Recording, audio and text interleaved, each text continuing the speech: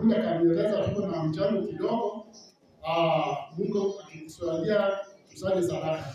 Nami niliye nikasema ili Mungu anatengeneza kidogo tutakuja nayo sasa. Kwa hivyo mimi nimekuja na sadaka. Sadaka yangu ikiunganishwa na pastor mwingine na ndugu mwingine, si tunajenga ile inatakikana. Yeah. Kwa hivyo ni mara yangu ya kwanza kukuja na ninaomba Mungu sana. Next time nikuje hapa kama tuko wengi ili tuongee vizuri. Sawa. Sitakuwa vyema.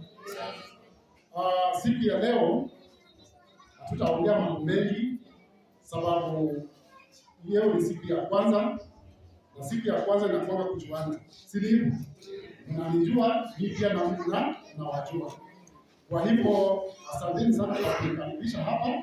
Hapa ni nyumbani, si hapa ni Huruma. Na vile ndugu amesema Huruma tunataka kujua kona zake iko namna gani na tunakaa namna gani hapa Huruma. Sawa. Kwa hivyo wacha nitoe sadaka yangu kwanza pastor. Si Mungu ni mwema. Mungu ni mwema. Siku zote. Bwana asifiwe. Amen. Watu wa Bondeni. Kwanza mimi ninashukuru sana kwa makaribisho yenu. Na mimi ni mkaaji wa hapa Huruma. Mimi si mgeni hapa Huruma. Isipokuwa kutembea, ndio huwezi tembea sehemu zote, si ndivyo? Siku ya leo nikiingia hapa ninafurahi sana. Na wenzangu mimi ninawaomba hivi. Kulingana na Huruma vile iko, haikai kama wodi iko na uongozi. Si ndivyo? Ama ni uongo? Ni uongo. Huruma tunataka Mungu akitusaidia tuone vile tunaweza panga Huruma wodi yetu. Hakuna watu wengine watatusaidia kupanga Huruma kama na sisi. Ni sisi wenyewe. Huruma, mambo ya Huruma wodi iko kwa mkono yenu. Mkitaka kuipanga vizuri muipange. Mkitaka kuipanga vibaya muipange. Lakini nami upande wangu mimi nataka kupange Huruma kwa njia nzuri. Sawa? Ili watoto wetu tuone vile wanaweza enda shule bila kusitasita kila wakati. Cha pili, mambo ya maji.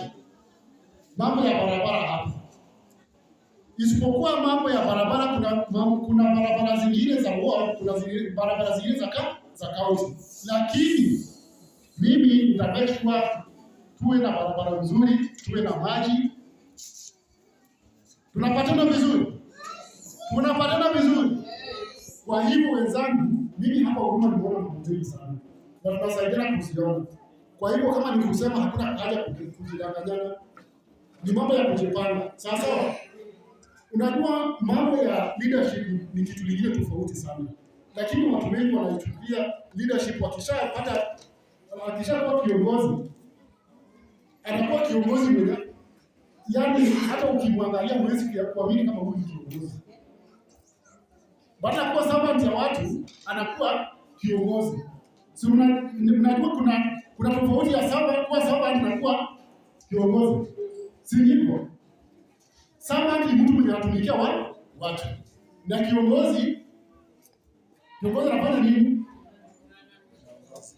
Anaongoza. Hakuna hiyo pride ya kuongoza. Wakati anaongoza hata asipofanya hii hawezi fanya nini? Hawezi dadi. Na hataki kujua. Lakini servant of the people anafanya nini? Anataka kujua mambo ya watu iko namna gani, mambo ya watoto iko namna gani, mambo ya mama iko namna gani, mambo ya wazee iko namna gani. Na tunapanga tukiwa pamoja. Kwa hivyo mimi I want to be a servant of the people. Sawa? Si kiongozi. Mimi nataka kuwa servant wenu. Na mkikubali, mtakubali? Wangapi wanakubali?